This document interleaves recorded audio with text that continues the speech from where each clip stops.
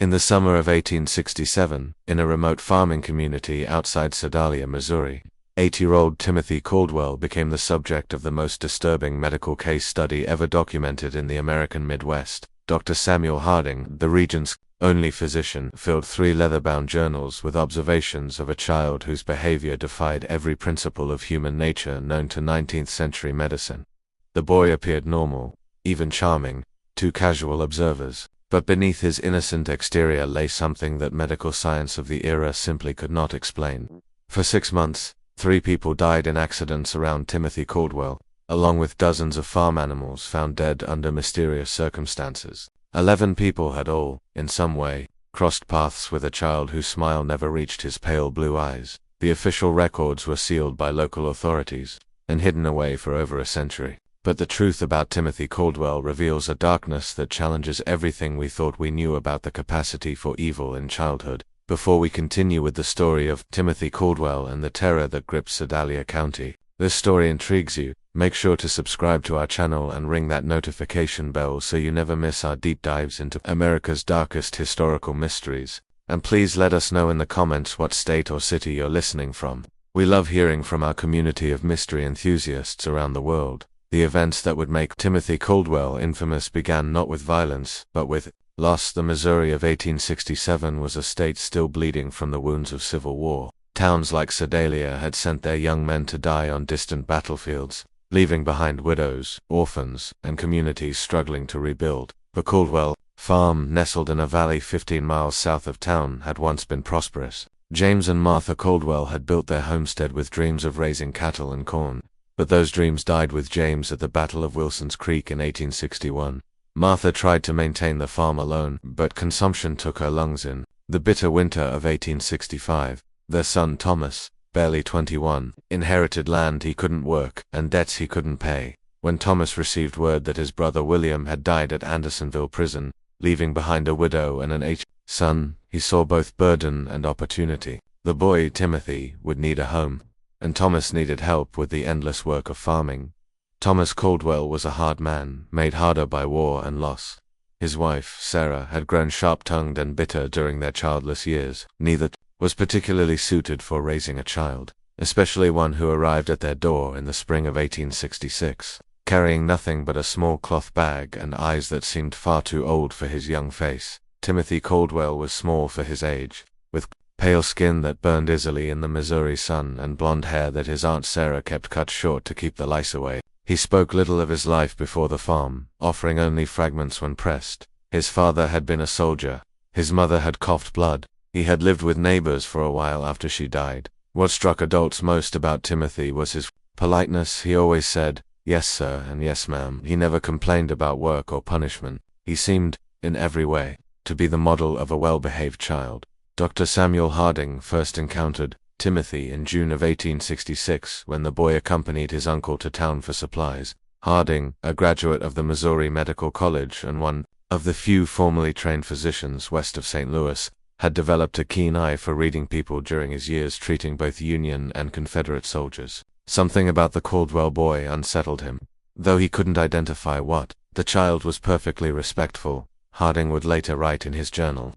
He answered questions directly, maintained appropriate eye contact, and displayed none of the fidgeting or shyness typical of rural children encountering strangers. Yet, I found myself deeply uncomfortable in his presence. His gaze held an intensity that seemed to suggest he was studying me with the same clinical interest that I typically reserved for my patients. The farming community around Sedalia was small enough that everyone knew everyone else's business. The Caldwell farm was isolated, but not so isolated that neighbors didn't notice things.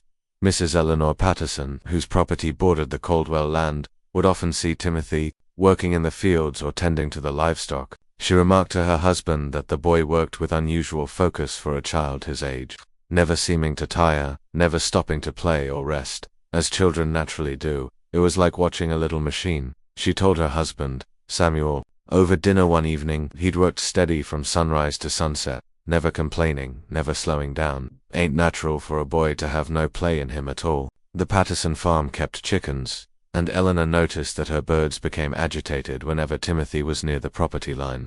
They would cluster together, squawking and ruffling their feathers, refusing to venture close to the fence that separated the properties. Her husband dismissed it as coincidence, but Eleanor couldn't shake the feeling that the animals sensed something about the boy that humans missed. The first death occurred on a sweltering afternoon in August 1866. Little Mary Fletcher, aged 5, was the daughter of the town blacksmith and known throughout the community for her bright laugh and tendency to wander. She had been playing near Willow Creek, a shallow stream that ran between several properties, including the Caldwell farm. Timothy found her body. He arrived at the Fletcher home just as the family was preparing for supper, his clothes damp and his face pale with what appeared to be genuine distress. "Mrs. Fletcher," he said, his voice steady despite his obvious agitation, "I found Mary by the creek. She's not breathing." The search party that rushed to the creek found Mary Fletcher face down in water barely 18 inches deep. Dr. Harding, summoned immediately, determined that the child had drowned, a tragic but not uncommon accident in rural areas where children played unsupervised near water. What troubled Harding was not the death itself, but Timothy's account of discovering the body. The boy provided an unusually detailed description of exactly where Mary had been found, the position of her body, and the condition of her clothing. When pressed about how he had come to be in that particular spot at that particular time, Timothy explained that he had been looking for a lost calf. The boy's recall was remarkably precise. Harding noted in his journal, he could describe the exact position of the deceased child's limbs, the way her dress had been caught on a submerged branch, even the color of the water around her face. Such attention to details seemed unusual for a child who claimed to be frightened and upset by the discovery. Thomas Caldwell, when questioned, confirmed that one of their calves had indeed gone missing that morning and that he had sent Timothy to search the creek area. The calf was found 2 days later, healthy and grazing in a meadow nearly a mile from where Mary Fletcher had drowned. The Fletcher family, devastated by their loss, received Timothy's sympathy with gratitude. He had, after all, been the one to find their daughter and alert them immediately. At the funeral, Timothy sat quietly with his aunt and uncle, his head bowed respectfully throughout the service. When the family thanked him for his quick action in alerting them, he accepted their gratitude with appropriate solemnity.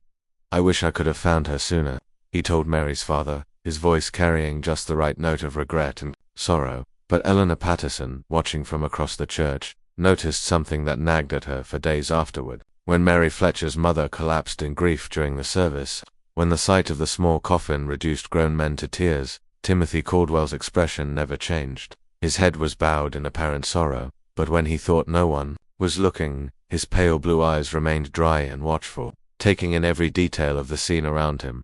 The second death came 3 weeks later. Old Henrik Larsson, a Norwegian immigrant who had worked as a logger before arthritis forced him into retirement, was found at the bottom of a rocky outcrop known locally as Devil's Bluff. The bluff overlooked the creek where Mary Fletcher had drowned, and Henrik was known to climb there regularly to check on the wild beehives he tended. Once again, Timothy Caldwell was involved in the discovery. He had been walking home from town when he spotted something unusual at the base of the bluff. "I saw Mr. Larson's hat caught on a thorn bush," Timothy told the gathering crowd. "I called out to him but got no answer, so I climbed down to look." Henrik Larsson was dead, his neck broken from what appeared to be a fall from the top of the 40-foot bluff. Dr. Harding's examination revealed that the old man had likely died instantly upon impact. The only unusual aspect of the scene was the presence of several dead bees scattered around the body, far more than would typically be found away from a hive. "Mr. Larson knew those bluffs better than any man in the county," Samuel Patterson told Dr. Harding after the examination. "He'd been climbing up there for 3 years. Never had so much as a stumble. Don't make sense he'd fall now." Timothy, when questioned, suggested that perhaps the old man had been stung by bees and lost his footing.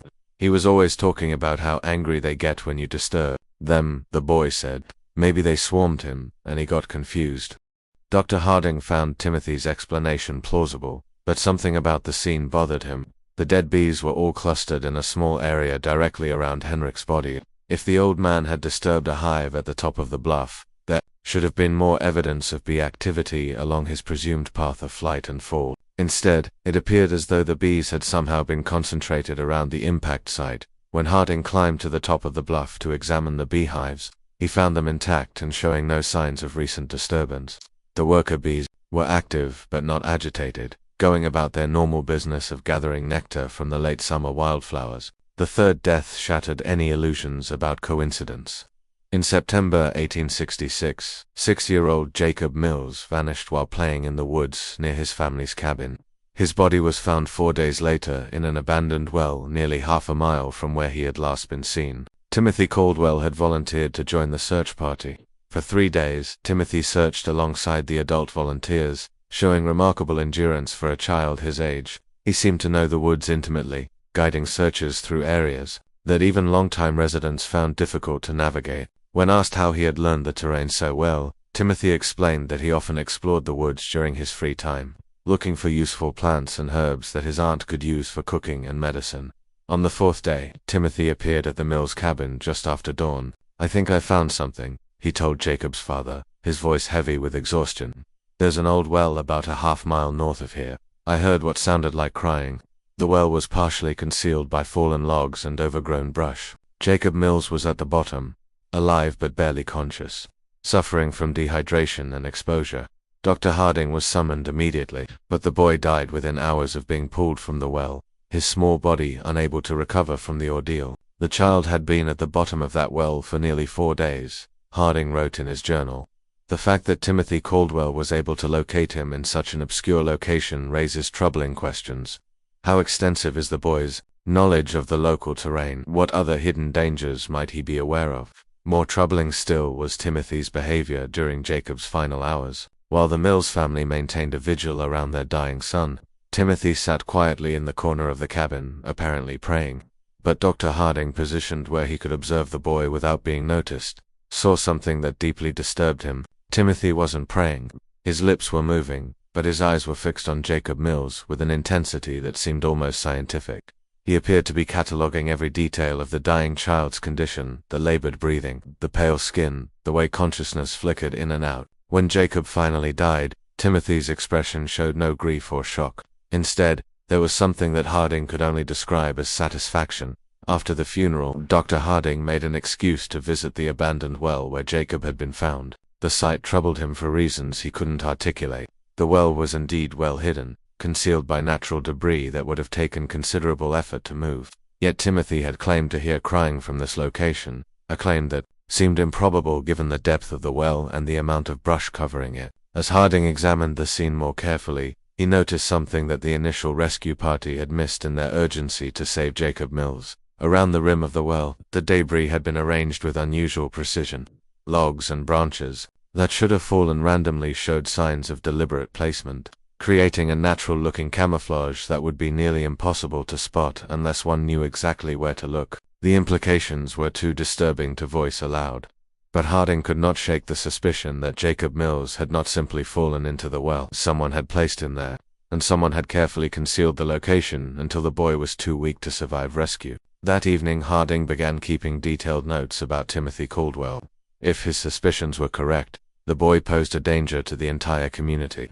But suspicions were not evidence, and evidence was exactly what Harding lacked. The problem was that Timothy Caldwell was, by all appearances, a model child. He attended church regularly with his aunt and uncle, sitting quietly through services and reciting prayers with appropriate reverence. He worked diligently on the farm, completing tasks that would challenge many adult workers. He spoke respectfully to his elders and showed proper deference to authority figures. Most importantly, Timothy had plausible explanations for his presence at each tragedy. He had been looking for a lost calf when he found Mary Fletcher. He had been walking home from town when he spotted Henrik Larsson's hat. He had volunteered to help search for Jacob Mills, as any concerned member of the community would do. But Harding's medical training had taught him to look beyond surface appearances. In treating wounded soldiers, he had learned to recognize the signs of men who killed not from patriotic duty or desperate necessity, but from something darker and more fundamental. There was a coldness in such men, he wrote in his journal, a disconnection from normal human emotion that manifested in subtle ways to little reaction to horror. Too much interest in suffering, an ability to discuss violence with clinical detachment. Timothy Caldwell displayed all of these characteristics, but compressed into the body and face of an 8-year-old child. Dr. Harding's investigation began in earnest in October 1866. Using his position as the community's physician, he made regular visits to farms and homes throughout the area, ostensibly checking on the health of families still recovering from the hardships of war. In reality, he was gathering information about Timothy Caldwell. What he discovered painted a disturbing picture of a child who seemed to exist at the center of an ever-widening circle of misfortune. Livestock on neighboring farms had been dying, at unusual rates, not from disease, but from what appeared to be accidental injuries. Chickens were found with broken necks, apparently killed by foxes that left no other signs of predation. Pigs suffered mysterious wounds that became infected and led to death. Horses developed sudden lameness that forced farmers to put them down. Mrs. Eleanor Patterson confided to Dr. Harding that she had lost 17 chickens in the past 2 months.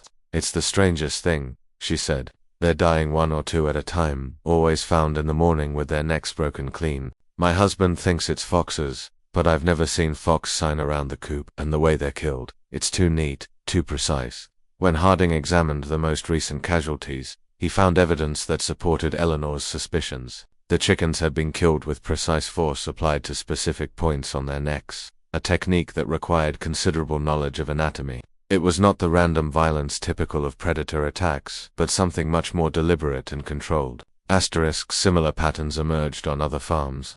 James Wickham had lost 3 calves to what he described as freak accidents, animals that had somehow managed to strangle themselves on ropes or wedge their heads in fence rails in ways that defied logical explanation. Robert Dunham's prize bull had fallen into a ditch and broken its leg, despite being one of the most sure-footed animals in the county. In every case, the affected farms were within walking distance of the Caldwell property, and in several instances, neighbors reported seeing Timothy in the vicinity around the time of the incident. "I saw him walking along our fence line the morning before we found the calf," James Wickham told Dr. Harding.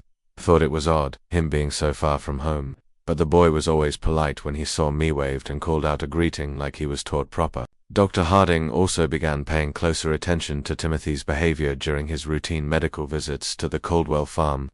The boy was always present during these visits, standing quietly while Dr. Harding examined his aunt and uncle for the various ailments common to farming life. But Harding noticed that Timothy watched these examinations with unusual interest, asking questions about anatomy and medical procedures that seemed advanced for a child his age. "How do you know if someone's really dead?" Timothy asked. During one visit, his tone casual, as if discussing the weather. "Sometimes people just look like they're sleeping," when pressed to explain his curiosity. Timothy said he was concerned about being able to help if someone was hurt while he was alone on the farm. "Uncle Thomas says I need to know how to handle emergencies since we're so far from town," he explained. The explanation was reasonable, but something about the question disturbed Dr. Harding. There was a clinical quality to Timothy's interest in death and injury that went beyond normal childhood curiosity. The boy asked about the mechanics of dying, how long it took, what signs to look for, whether people could survive various types of trauma with the same detached interest that a medical student might show when studying cadavers. During these conversations, Harding began testing Timothy's knowledge with deliberately false information, claiming that certain injuries were fatal when they were not, or that specific symptoms indicated particular conditions. Timothy never challenged these false statements directly, but Harding noticed that the boy filed away every piece of information with remarkable retention. More disturbing still was Timothy's response to Dr. Harding's stories about treating wounded soldiers during the war. While most children showed appropriate shock or sadness when hearing about battlefield injuries, Timothy listened with rapt attention, asking detailed questions about wound patterns, blood loss, and survival rates. "Did they scream a lot when you cut off their arms?" Timothy asked during one such conversation, his pale blue eyes fixed intently on Dr. Harding's face. "Or were they too hurt to make noise?" The question, delivered in Timothy's characteristically polite tone, sent a chill through Dr. Harding that he would never forget. By November 1866, Dr. Harding had filled nearly 2 complete journals with observations about Timothy Caldwell. The picture that emerged was that of a child who possessed an adult's understanding of violence and death, combined with a complete absence of normal human empathy. But documentation was not the same as evidence, and evidence was what Harding would need if he hoped to protect the community from what he increasingly believed was a dangerous predator. The opportunity to gather that evidence came when Thomas Caldwell injured his back during the fall harvest. The injury required bed rest and daily medical visits, giving Dr. Harding unprecedented access to the Caldwell household.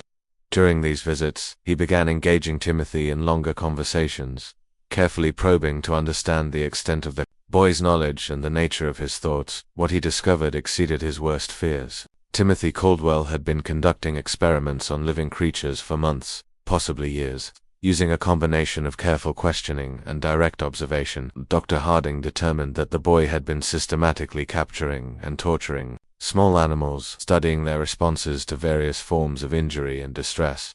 Timothy had mentioned the cave during one of their conversations, describing it as a place where he went to think and be alone. When Dr. Harding investigated the site, he found a carefully organized collection of animal bones, crude surgical instruments fashioned from farm tools, and a series of detailed drawings that documented various experiments in torture and mutilation. The drawings were the most disturbing discovery. Rendered with surprising artistic skill for a child, they showed rabbits, squirrels, birds, and larger animals in various stages of dissection and injury. Each drawing was accompanied by notes written in Timothy's careful handwriting, describing the animal's reactions, the time it took to die, and observations about which methods caused the most suffering. Subject remained conscious for approximately 10 minutes after removal of eyes. Read one notation beside a detailed drawing of a rabbit. Vocalizations decreased gradually. Movement ceased after application of pressure to throat. Dr. Harding realized that Timothy had been using the community's animals as subjects for increasingly sophisticated experiments in cruelty. The accidental deaths on neighboring farms were actually the result of Timothy's desire to test his methods on larger subjects. But the most chilling discovery was a newer set of drawings that showed human figures instead of animals. These sketches depicted children and adults in various poses of distress and injury, each accompanied by speculative notes about human anatomy and potential methods of causing harm. One drawing showed a figure that was unmistakably Mary Fletcher, the first child to die. Another depicted Henrik Larsson. A third showed Jacob Mills at the bottom of a well, with detailed annotations about the effects of dehydration and exposure on the human body. Timothy Caldwell had not simply been present when these people died, he had planned their deaths, executed those plans with methodical precision, and documented the results for future study. As Dr. Harding would soon discover, the horror in Sedalia County was far from over. If this story is giving you chills, share this video with a friend who loves dark mysteries. Hit that like button to support our content, and don't forget to subscribe to never miss stories like this. Let's discover together what happens next. Dr. Harding faced an impossible situation. The evidence in the cave proved that Timothy Caldwell was responsible for multiple deaths, but that evidence had been obtained through what amounted to an illegal search. Moreover, the idea that an 8-year-old child could be a calculating murderer was so far outside the accepted understanding of human nature that no court would accept such a claim. The medical science of 1867 had no framework for understanding antisocial personality disorder or psychopathy. The prevailing belief was that children were inherently innocent, corrupted only by bad influences or traumatic experiences. The idea that a child could be born without the capacity for empathy or moral reasoning was literally inconceivable to most people. Dr. Harding knew that if he presented his findings to local authorities, he would likely be dismissed as a man whose mind had been damaged by too many years of treating war casualties. The evidence would be explained away. Timothy would be defended as a traumatized orphan acting out his grief, and the killings would continue. Instead, Dr. Harding decided to confront Timothy directly. During his next visit to the Caldwell farm, he asked the boy to walk with him to check on the livestock in the far pasture. Once they were alone, Dr. Harding revealed what he had discovered in the cave. Timothy's reaction was not what Dr. Harding had expected. The boy showed no surprise, no denial, no fear at being caught. Instead, he listened calmly as Dr. Harding described the drawings and notes, occasionally nodding as if confirming the accuracy of the doctor's observations. "You're not going to tell anyone," Timothy said when Dr. Harding finished speaking. It was not a question or a plea, but a statement of fact delivered with absolute confidence. "Why wouldn't I?" Dr. Harding asked, genuinely curious about the boy's reasoning. Timothy smiled, the first genuine expression of emotion that Dr. Harding had ever seen on his face.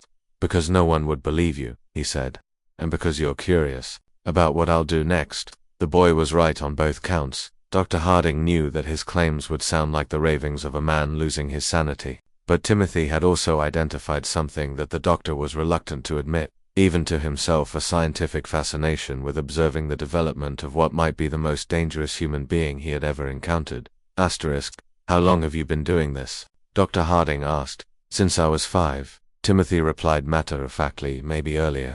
I started with insects, then mice, then bigger things. It's interesting to see how different animals react to the same treatments. And the people who died, Timothy shrugged. They were experiments, too. I wanted to see if people would react the same way as animals. They do mostly, but they're better at understanding what's happening to them.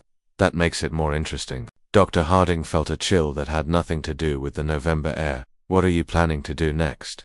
Timothy considered the question seriously before answering.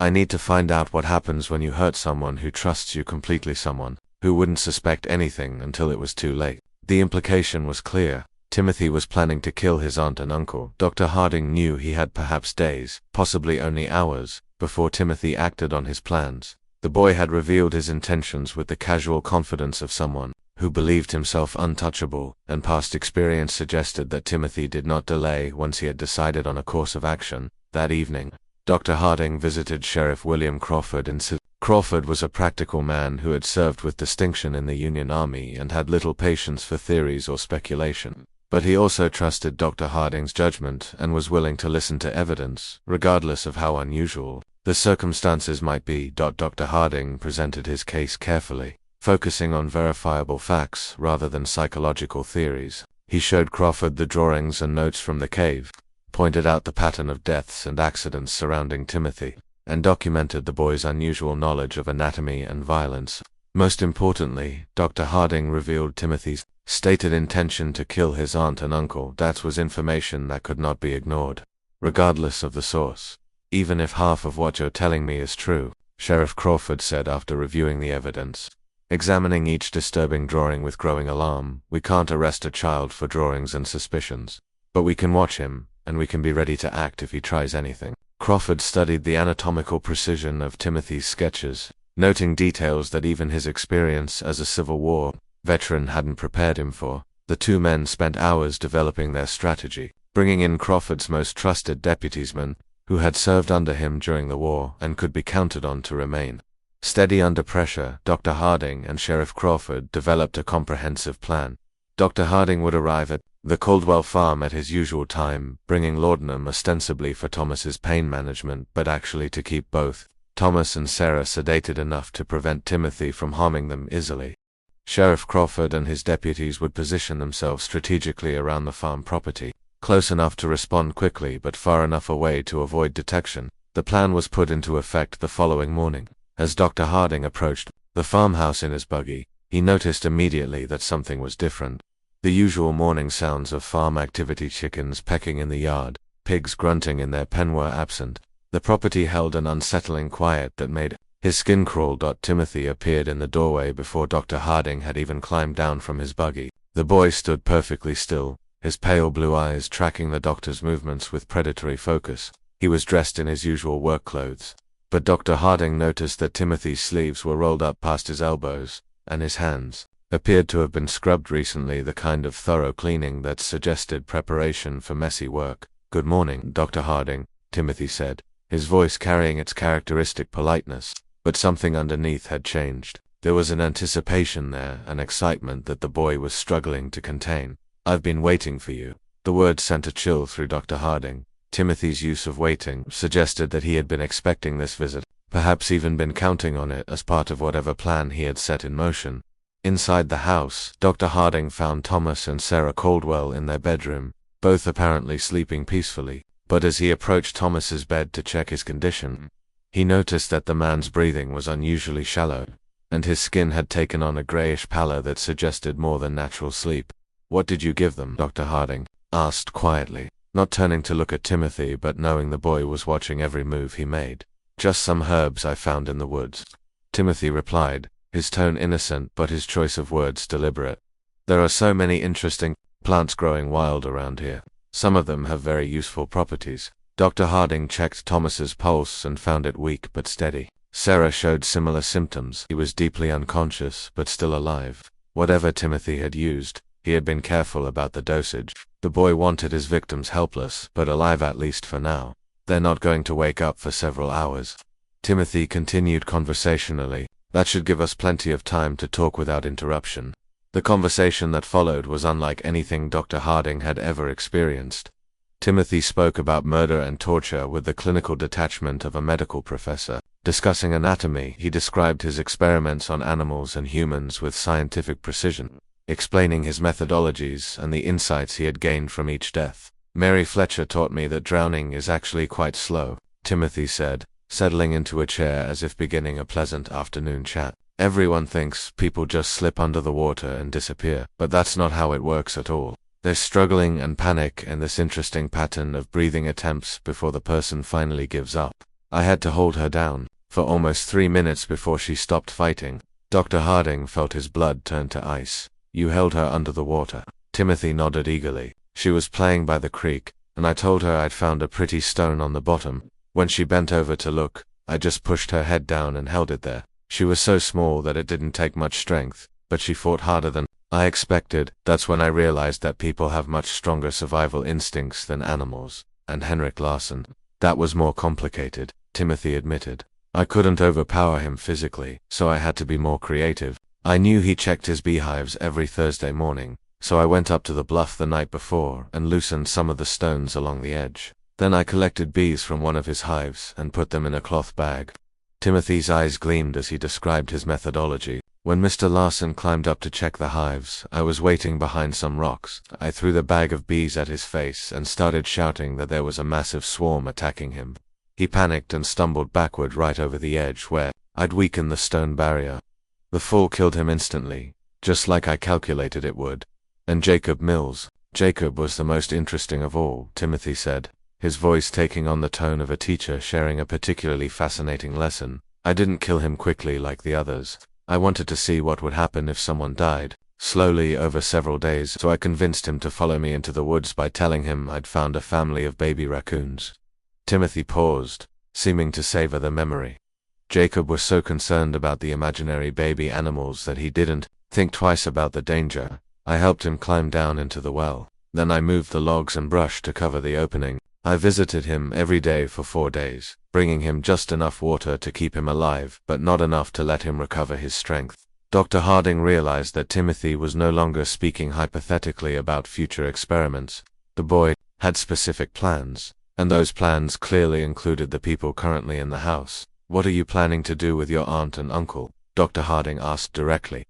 Timothy's genuine smile returned, broader than Dr. Harding had ever seen it. That's where you come in, Dr. Harding. See, all of my previous experiments have been with people who didn't know what was happening to them until it was too late. But you're different. You understand exactly what I am and what I'm capable of. That makes you the perfect subject for a completely new type of study. As Timothy spoke, he began moving around the room, gathering items that Dr. Harding recognized as potential weapons: rope from the barn, a heavy candlestick from the mantelpiece, several sharp kitchen implements. The boy organized his tools with methodical precision, as if preparing for surgery. I want to find out what happens when someone who knows they're going to die tries to save people they care about. Timothy continued, his excitement growing. Will you sacrifice yourself to save Uncle Thomas and Aunt Sarah? Will you try to fight me even though you know I've planned for that possibility? Will you try to run away and abandon them to save yourself? Dr. Harding knew that the time for a conversation had passed. Timothy had revealed enough of his plans to make clear that everyone in the house was in immediate mortal danger. He drew the pistol from his medical bag and pointed it at the boy. Step away from the knives. Timothy, Dr. Harding said, his voice steady despite his racing heart. Timothy looked at the pistol with interest rather than fear. That's a Navy Colt, isn't it? He asked conversationally. I've seen pictures of them in books about the war. How many bullets does it hold? 6. Dr. Harding replied automatically, then immediately regretted providing the information. And how many people are you trying to protect? Timothy asked. There's Uncle Thomas, Aunt Sarah, yourself, and presumably the 3 law enforcement officers outside. That's 6 people if my counting is correct. So even if you shoot me, you'll have used up all your ammunition.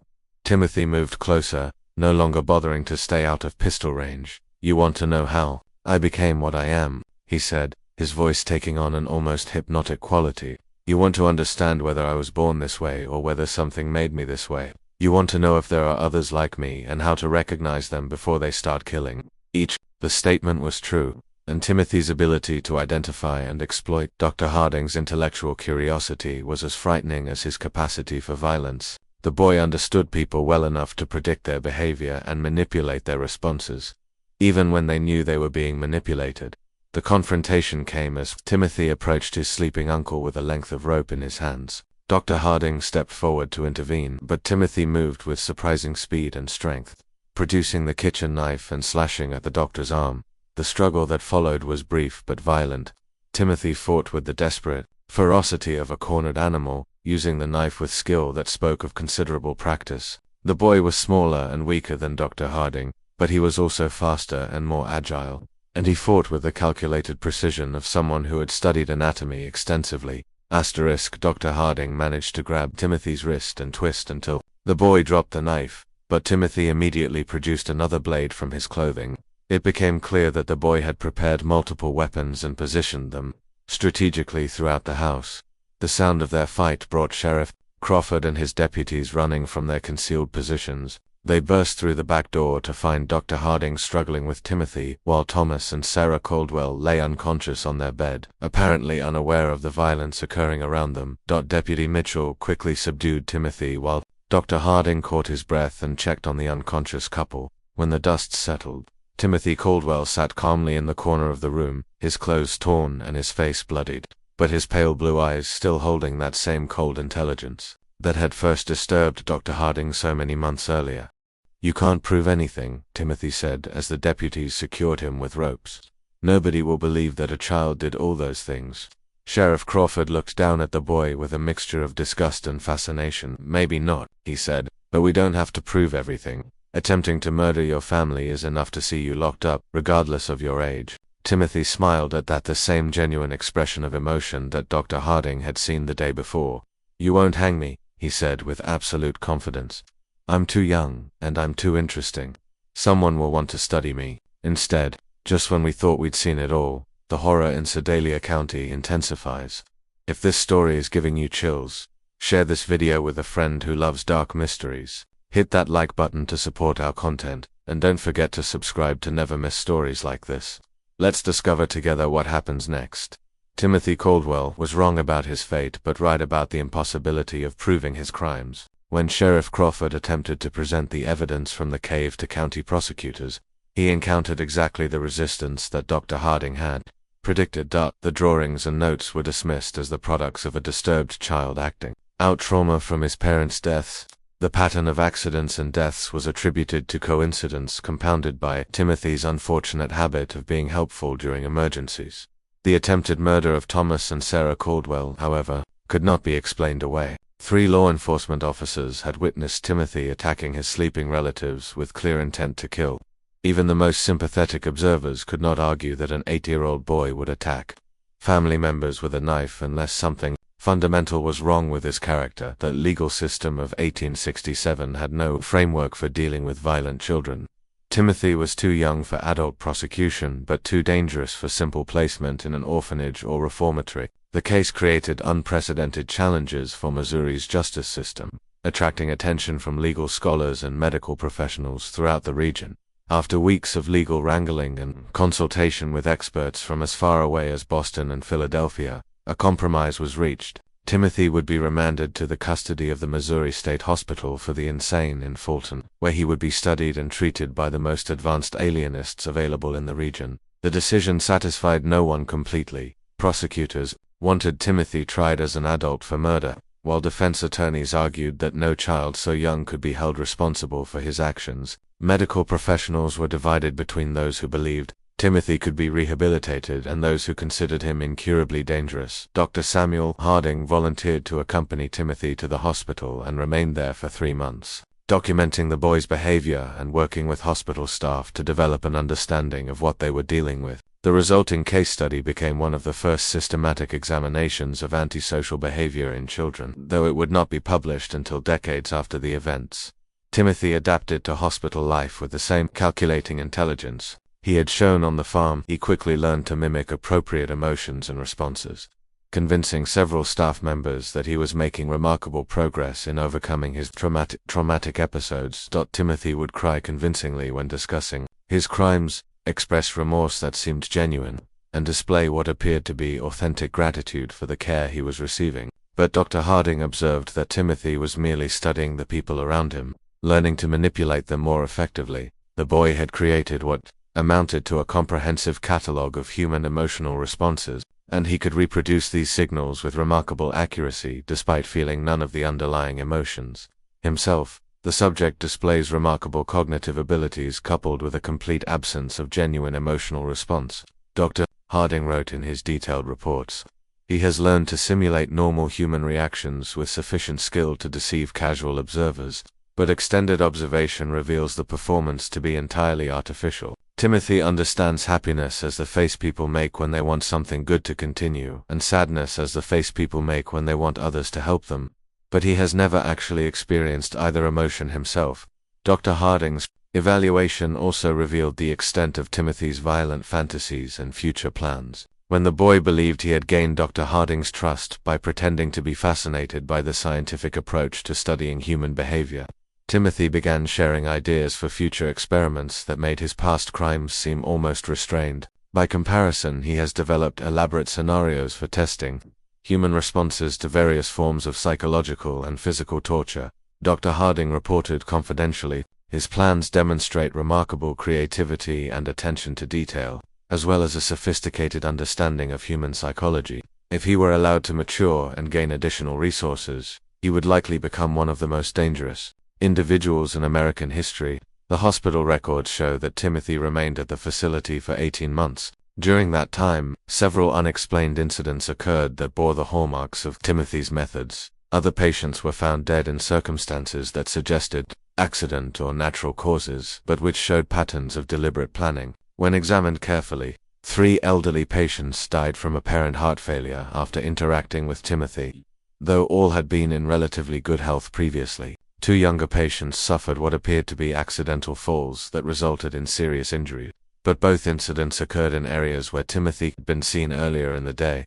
Most disturbing were the reports of patients who claimed Timothy had been visiting them at night, standing silently beside their beds and watching them sleep. Hospital staff who worked closely with Timothy also began experiencing unusual problems. Several nurses reported persistent nightmares after spending time with the boy, dreams that often featured detailed scenarios of violence and death. 2 attendants requested transfers to other wards, claiming that they felt constantly watched, even when Timothy was supposedly confined to his room. Dr. Martha Fitzgerald, who had been brought in to provide additional expertise in treating Timothy, discovered that the boy had been keeping a secret journal. Timothy had convinced one of the nurses to provide him with paper and pencil for therapeutic writing exercises, claiming that recording his thoughts and feelings would help him process his emotions more effectively. The journal appeared to contain exactly what Timothy had claimed: daily entries describing his thoughts, his regrets about past actions, and his hopes for future rehabilitation. The writing was appropriately childlike in its language and emotional content, and it painted a picture of a deeply troubled but fundamentally redeemable young person struggling to overcome traumatic experiences.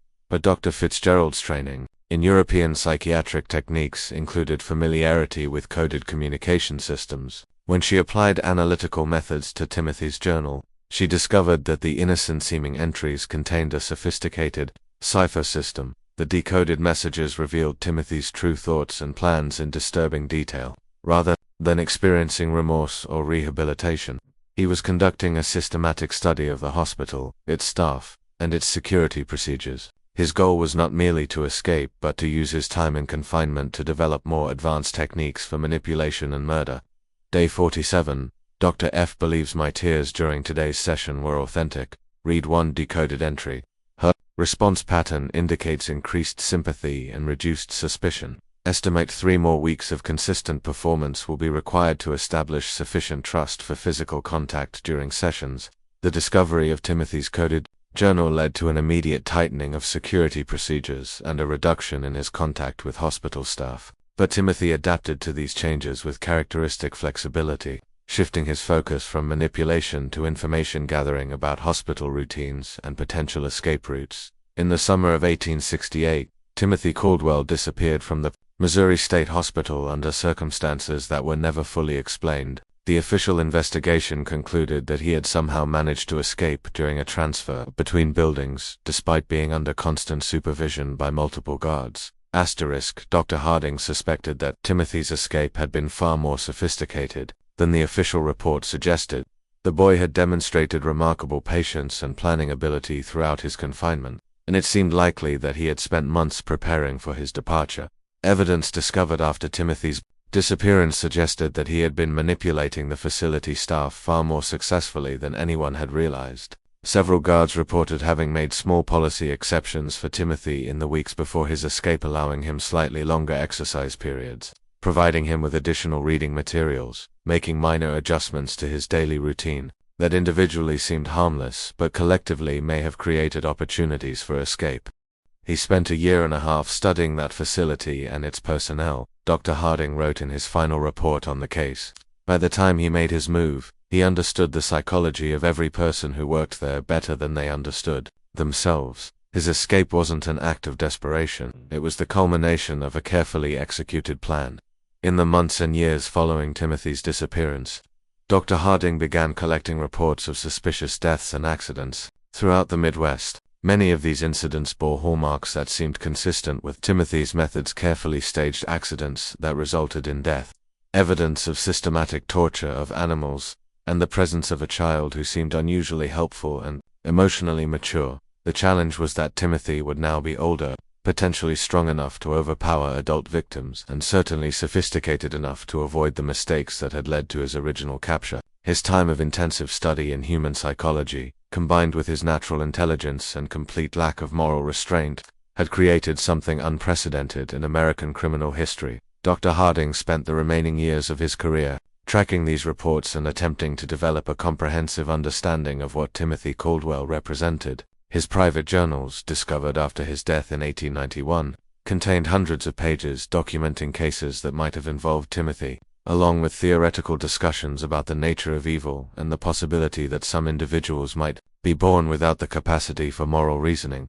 The broader implications of Timothy's case continued to influence discussions about criminal justice, child psychology, and mental health treatment for decades after his disappearance. His ability to deceive trained professionals raised uncomfortable questions about the reliability of psychiatric evaluation, while his manipulative skills highlighted the potential dangers of assuming that all children are inherently innocent and redeemable.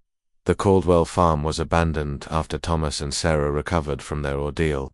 Neither could bear to remain in the place where they had unknowingly harbored a killer for nearly 2 years. The property eventually reverted to the county and was sold to developers in the 1890s, but local residents avoided the area for decades afterward. The cave where Timothy had conducted his experiments was sealed by Sheriff Crawford shortly after the boy's arrest, but the location was never forgotten by those who knew of its significance. Local legend claimed that the cave was cursed and that animals would not graze in the surrounding area. Dr. Harding's journals were donated to the Missouri Historical Society in 1923 by his daughter, who felt that the scientific value of her father's observations outweighed concerns about the disturbing nature of the content. The journals remain in the Society's archives, available to researchers who can demonstrate legitimate academic interest in the development of psychological understanding. Thomas and Sarah Caldwell never spoke publicly about their experience with Timothy, but both lived under assumed names for the remainder of their lives,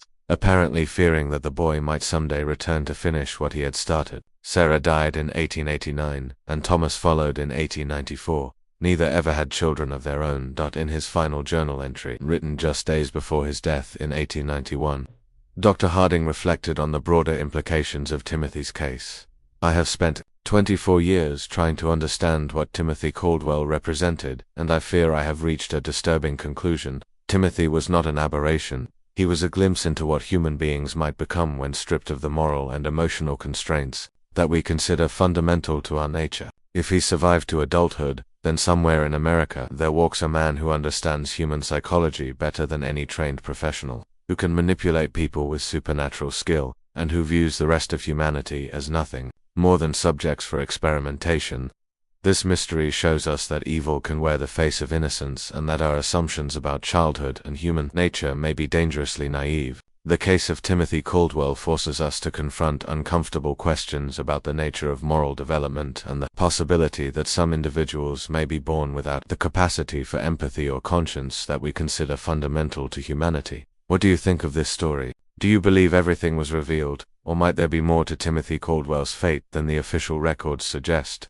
Leave your comment below and let us know your thoughts about this disturbing chapter in American history. If you enjoyed this tale and want more horror stories like this, subscribe, hit the notification bell, and share with someone who loves mysteries as dark and complex as this one. Remember, the truth is often more terrifying than fiction, and history holds secrets, but continue to challenge our understanding of human nature. See you in the next video.